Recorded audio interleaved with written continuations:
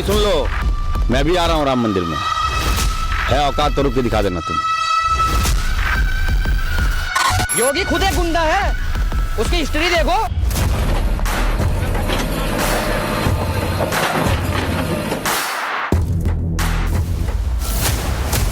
जो योगी को चैलेंज करेगा उसका नामो निशान मिट जाएगा। यूपी में जो कानून से खिलवाड़ करेगा उसका अंजाम मुन्ना यादव जैसा होगा। वही मुन्ना यादव जिसने यूपी पुलिस पर हमले की जुर्रत की थी। अब योगी की पुलिस उसी अपराधी की लंका का दहन कर रही है।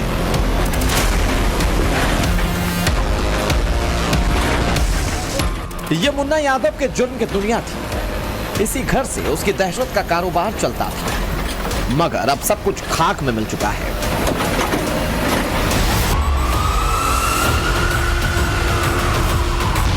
उत्तर प्रदेश में कानून व्यवस्था को चुनौती देना मुन्ना यादव को इतना भारी पड़ा कि वो ना तो घर का रहा ना घाट का।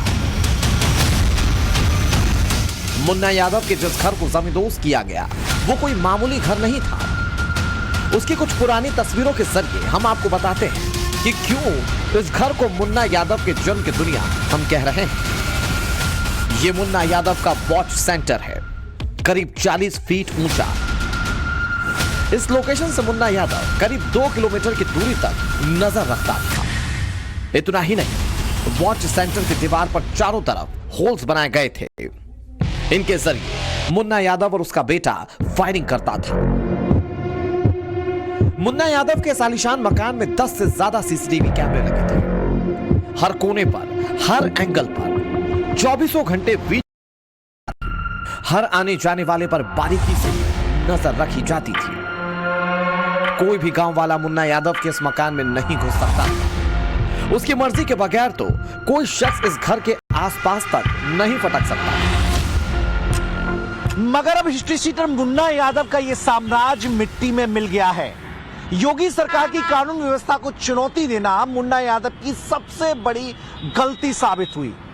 25 दिसंबर की शाम मुन्ना यादव और उसके बेटे ने पुलिस वालों पर ताबड़तोड़ फायरिंग की। उस वक्त मुन्ना यादव को लगा कि वो इस बार भी आसानी से बच जाएगा, मगर योगी जो एक बार कहते हैं वो करके दिखाते हैं।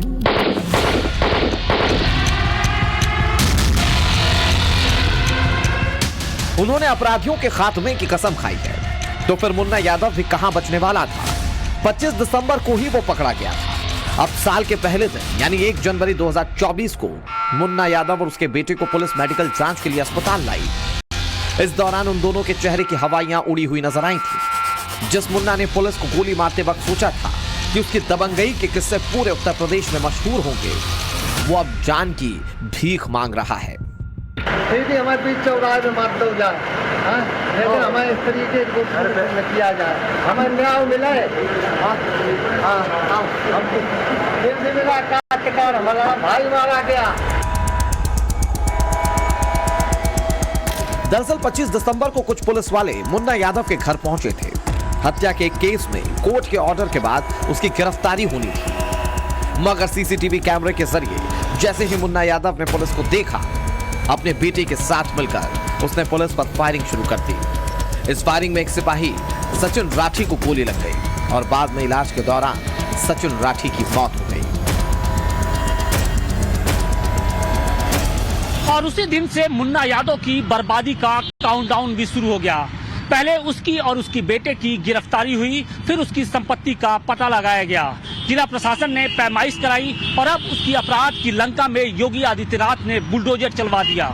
यानी मैसेज एकदम क्लियर है, उत्तर प्रदेश में योगी और योगी की पुलिस को कभी चैलेंज मत करना, वरना अंजाम मुन्ना यादव जैसा या उससे भी बुरा हो सकता है। मुन्ना यादव के बारे में एक बात और बता दें, योगी राज से पहले मुन्ना यादव का क्रिमिनल रिकॉर्ड काफी खतरनाक रहा है। मुन्ना यादव पर 20 केस दर्ज हैं, जिनमें 3 हत्या के और 3 हत्या की कोशिशों के। इसके अलावा लोगों को डरा धमका कर वो अपनी हुकूमत चलाता था और इसी दबंगई के दम पर 2015 में उसने अपनी पत्नी को गांव का प्रधान बनवा दिया था। इतने सारे मुकदमे दर्ज होने के बावजूद वो खुलेआम घूमता था। मगर जैसे ही यूपी में योगी की एंट्री हुई तो मुन्ना का हुक्का पानी भी बंद हो गया।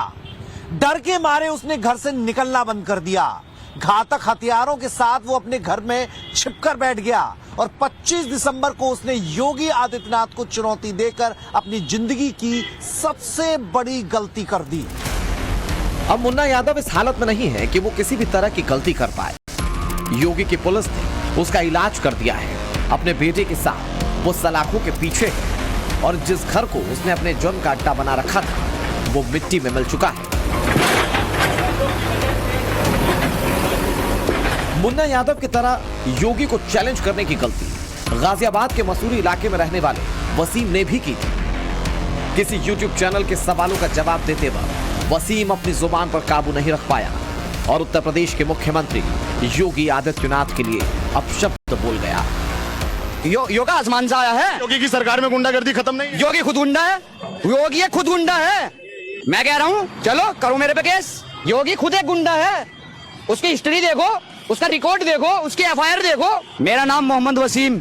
योगी को अपशब्द कहने वाले वसीम का यह वीडियो बहुत तेजी से वायरल हुआ। उसके कुछ दिनों तक वसीम किसी को नजर नहीं आया।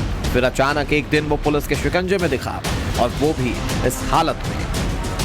दरअसल वसीम ने योगी आदित्यनाथ के खिलाफ 22 दिसंबर को आपत्तिजनक बयान दिया था। उसके बाद उसका वीडियो तेजी से वायरल हुआ तो वो बुरी तरह से डर गया। गिरफ्तारी से बचने के लिए वो दिल्ली भाग गया, जहां से पुलिस ने उसे धर दबोचा।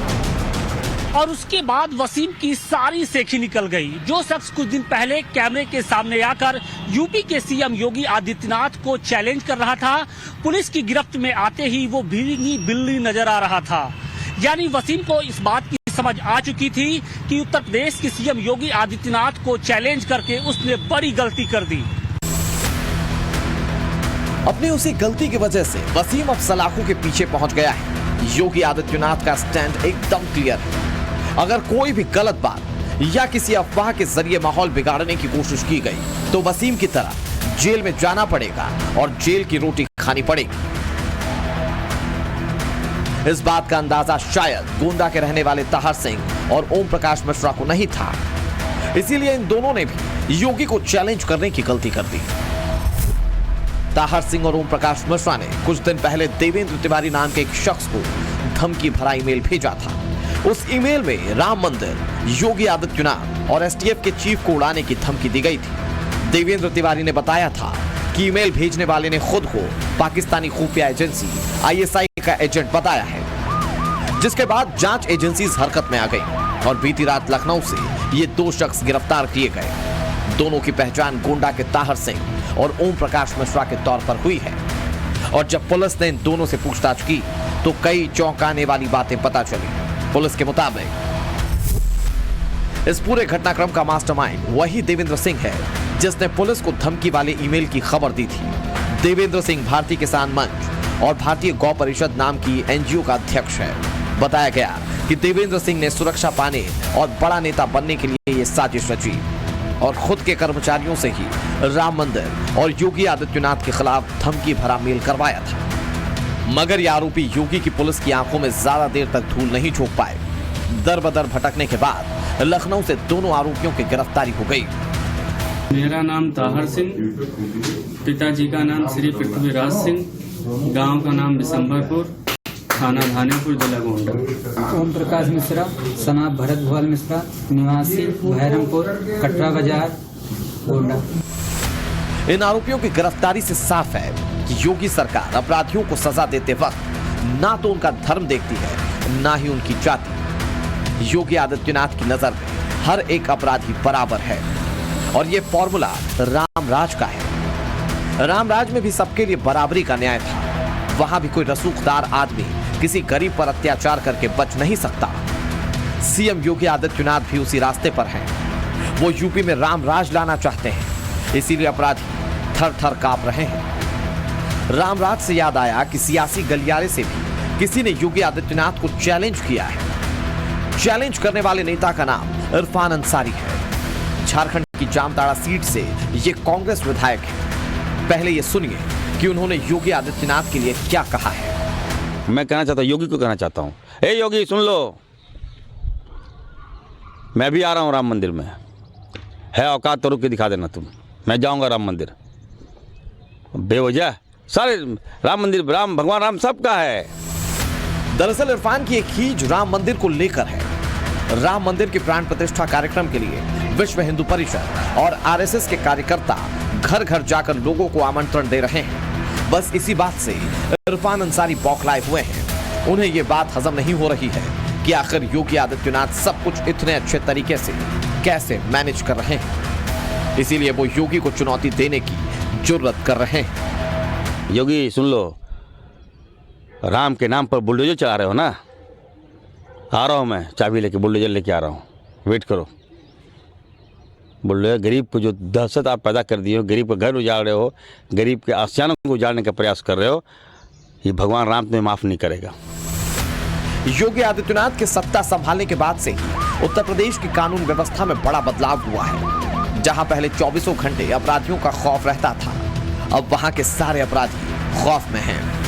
खौफ बुलडोजर का है और बाबा का भी। बाबा का बुलडोजर कई अपराधियों की लंका का दहन कर चुका है। योगी की पुलिस कई बदमाशों को उनके अंजाम तक पहुंचा चुकी है।